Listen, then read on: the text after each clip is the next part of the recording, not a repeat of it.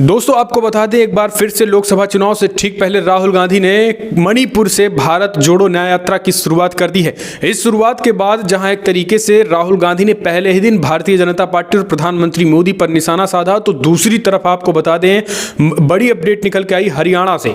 हरियाणा में जहां लोकसभा चुनाव के साथ साथ विधानसभा चुनाव होने वाले, लेकिन वहां पर जो है वो बीजेपी और जेजेपी के कई नेताओं ने इस्तीफा देकर कांग्रेस पार्टी में शामिल हो चुके हैं। बहुत बड़ी खबर निकल के आई है दोस्तों, आपको बता दें यानी भारत जोड़ो न्याय यात्रा की शुरुआत होती ही बीजेपी और जेजेपी में एक तरीके से तगड़ा झटका देखने को मिल रहा है। तो चलिए हम आपको बता देते हैं पहले राहुल गांधी के भारत जोड़ो न्याय यात्रा की कहां तक पहुंची है और फिर किन नेताओं ने इस्तीफा दिया है और किन मुद्दों से बीजेपी से नाराज हैं।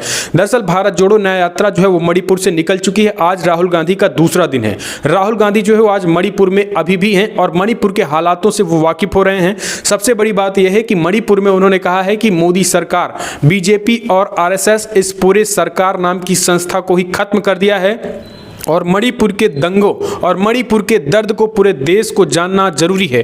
पूरे देश का हर व्यक्ति मणिपुर के दर्द को समझ रहा है, लेकिन बीजेपी और आरएसएस के लोग नहीं समझ रहे हैं। लोकसभा चुनाव में एक बार फिर से कांग्रेस पार्टी और राहुल गांधी स्वयं की ताकत को मजबूत करने के लिए भारत जोड़ो न्याय यात्रा की शुरुआत कर दी और ये न्याय यात्रा 6500 किलोमीटर तक चलेगी।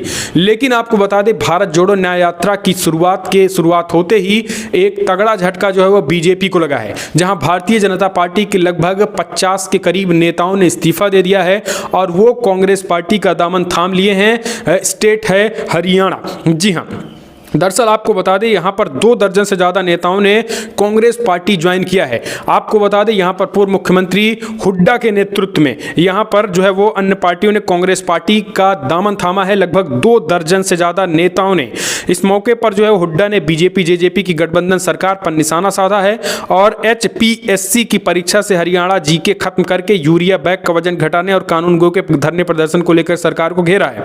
लेकिन आपको बता दें इस पूरे के पूरे जो नेता हैं उनमें खास करके पूर्व भाजपा प्रत्याशी, पूर्व जिला पार्षद भी कांग्रेस पार्टी में शामिल हुए हैं।